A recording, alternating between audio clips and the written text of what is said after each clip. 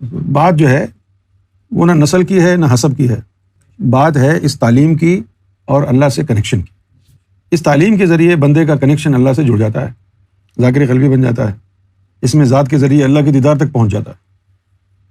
سرکار نے اپنی کتاب تریاق قلب میں لکھا ہے کہ ادھر حسب نسب چلتا نہیں، ادھر تو میزان ہے، ادھر تو یہ نہیں پوچھتے کہ کرنل تھا یا بخاری تھا یا وزن اس کا بھاری تھا، ادھر تو یہ پوچھتے ہیں کہ کتنا نور اس کا جاری تھا۔ یہ چیز ہے۔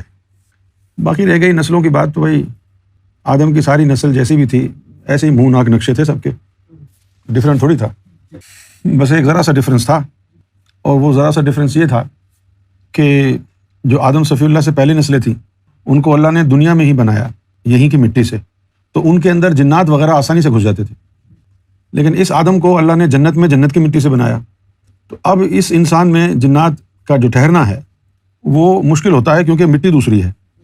اچھا، اب وہ چیز بھی زیر ہو گئی جب اس انسان کے اندر نفس آ گیا، جب نفس آ گیا تو وہ جنت کی مٹی بھی بیکار ہو گئی۔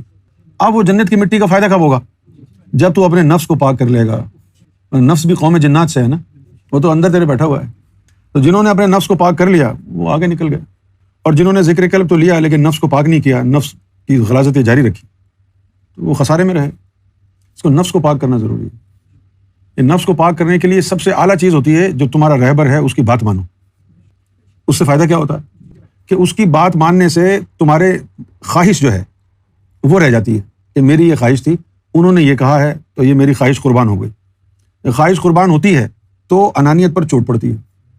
آدمی کو جو ہے نا ایسا لگتا ہے جیسے مجھے کسی نے باندھا ہوا ہے، ان کی بات ماننی پڑے گی، لیکن جن کی بات ماننی پڑے گی ان سے محبت بھی بہت ہے، اس وجہ سے پھر انانیت کا بت جو ہے نا وہ ٹوٹ جاتا ہے۔ لیکن اگر بندہ انہی کی بات نہ مانے تو پھر کائنات میں کوئی اس کا نفس پاک نہیں کر سکتا۔ عام آدمی اگر آپ لان تان کرے، برا بھلا کہے تو آپ کو غصہ آتا ہے نا، لیکن اگر مرشد وہی بات کہے تو پھر آپ چپ کر کے بیٹھے رہتے ہیں نہیں، کیونکہ ادب ہے نا اس کا، پھر اس کے ساتھ پھر وہ مرشد نور بھی دیتا ہے جس سے نفس کو سکون آ جاتا ہے۔ شاہ عبد اللطیف بھٹائی جو تھے بہت بڑے ولی گزرے ہیں، لیکن جب ولایت سے پہلے مرشد نے ان کا امتحان لیا تو اس امتحان میں فیل ہو گئے یہ۔